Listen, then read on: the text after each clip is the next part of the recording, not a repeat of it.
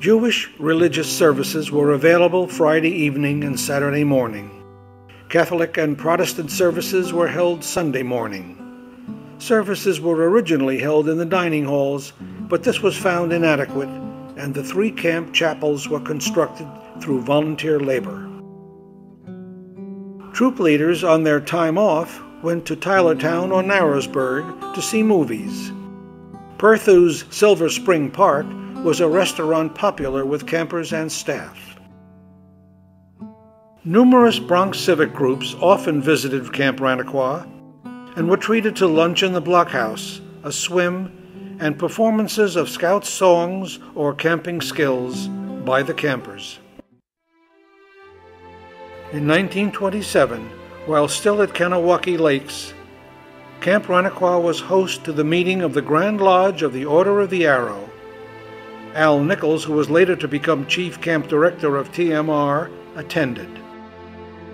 In 1931, Governor Franklin Delano Roosevelt's party visited for the dedication of the Shift Trail and the annual meeting of the Boy Scout Foundation of Greater New York. Scouts performed an elaborate Lenni Lenape Indian pageant on Lake Diankhew entitled The Return of Chingagook. In 1931, Paul A. Seipel, Antarctic explorer and Eagle Scout, visited and talked about his adventures.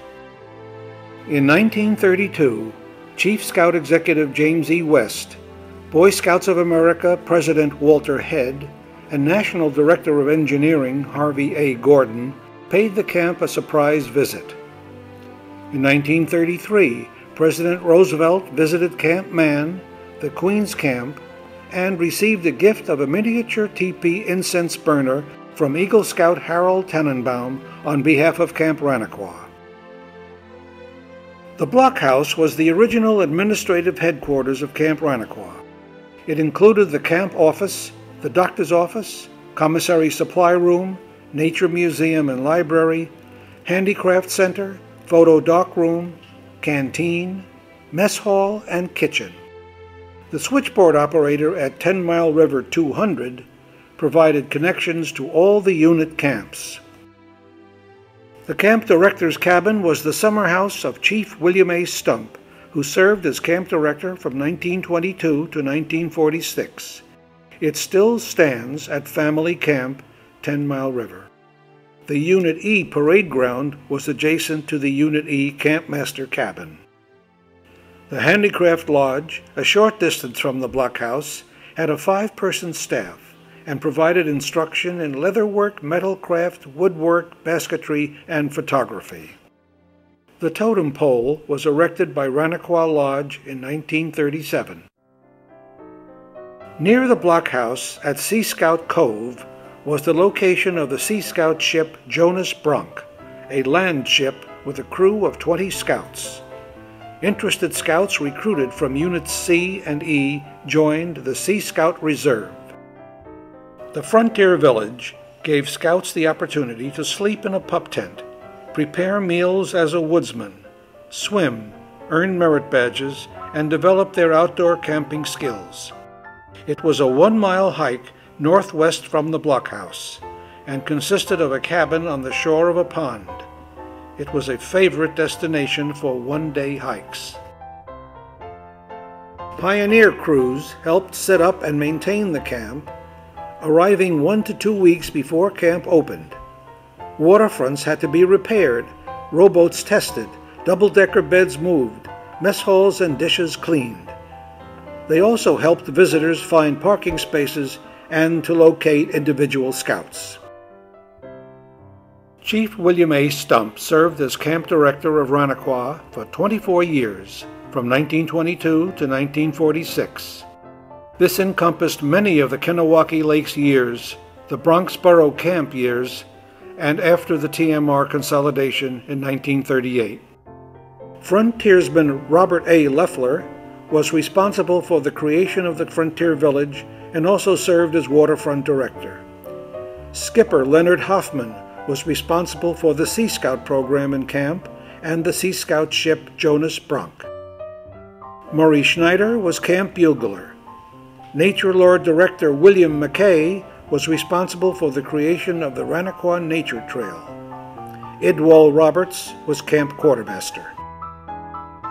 Reuben Berman, Jack Srolowitz, Stanley Buddy Walder, and Ben Cass were among the camp masters of Unit C.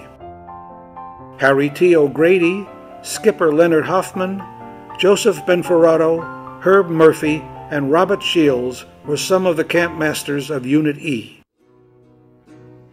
Those earning the required 200 points received their R Arrowhead patch.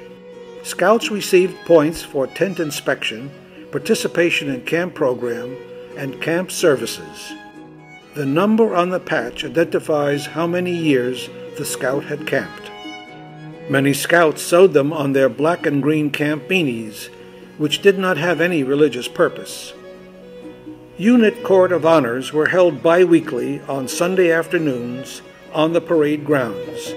Bronx Council President Philip J. Schneider usually presided, with special guests attending. Ranachqua Lodge No. 4, the Bronx Lodge of the Order of the Arrow, was founded by Chief Stump at Ranachqua in 1920.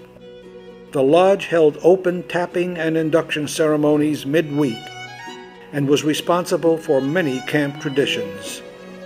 Ranachqua Lodge members provided substantial service to Camp Ranachqua, including clearing land for parking fields and troop sites, building special arenas, road detail, and parking cars on camp visiting days. The camp newspaper, the Nyankw News, was professionally printed and featured city and camp scouting news, unit news, nature and camp gossip, advertisements, and an occasional photo. Over the Christmas vacation, scouts participated in an 8-day winter camp at the Ranachqua Blockhouse. Activities included sleighing, skating, snowshoeing, skiing, and skate sailing. Room, board, and transportation cost $10.50 in 1933. After the TMR consolidation in 1938, Camp Ranachqua lost its independence as a borough camp. Many camp traditions were lost, but camp generally improved with better food and administrative support from the centralized TMR administration under Al Nichols, Chief Camp Director.